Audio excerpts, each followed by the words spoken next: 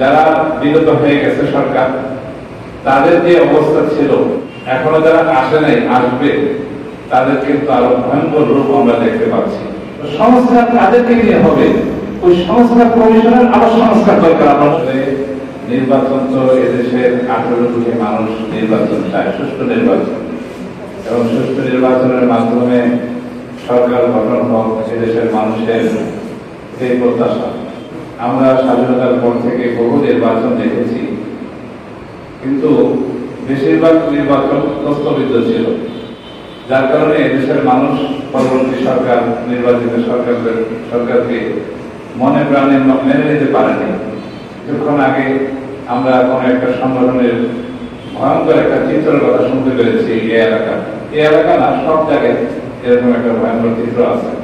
যারা বিগত হয়ে গেছে সরকার, তাদের যে অবস্থা ছিল, এখনো যারা আসে নাই, আসবে, তাদের কিন্তু আরো ভয়ঙ্কর রূপ আমরা দেখতে পাচ্ছি। তো এই সব কিছু শুধু আমরা বুঝতেছি এমন না, দেশের সমস্ত মানুষ এই বিষয়গুলো লক্ষ্য করছে এবং মানুষ মনের দিক থেকে নতুন সিদ্ধান্ত নিচ্ছে। মানুষের সিদ্ধান্ত, নতুন সিদ্ধান্ত হচ্ছে আগামী নির্বাচনে ইসলামী দলগুলোকে তারা বিজয় দেখতে চায়। এই হিসাবে আমরা ইসলামে যতগুলো দল আছে সমস্ত দল মিলে আমরা চেষ্টা করতেছি আমরা আগামী নির্বাচন যাতে ঐক্যবদ্ধভাবে করতে পারি।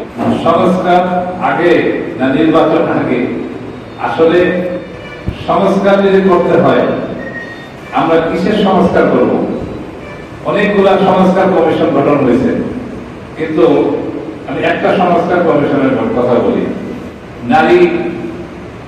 নারী অধিকার সংস্কার যেটা হয়েছে, তাদের পক্ষ থেকে যে ভয়ঙ্কর প্রস্তাবনাগুলো আসছে, সেটা আমাদের জাতি জানতে পারছে, ওলামায়ে কেরামের প্রতিবাদ করছে। ওই প্রস্তাবনাগুলো যদি পাস হয়, এদেশে মুসলমান বলতে কিছুই থাকবে না। সংস্কার তাদেরকে নিয়ে হবে, ওই সংস্কার কমিশনের আবার সংস্কার দরকার। আমরা মনে করি সংস্কারও দরকার, নির্বাচনও দরকার, দুটোই দরকার।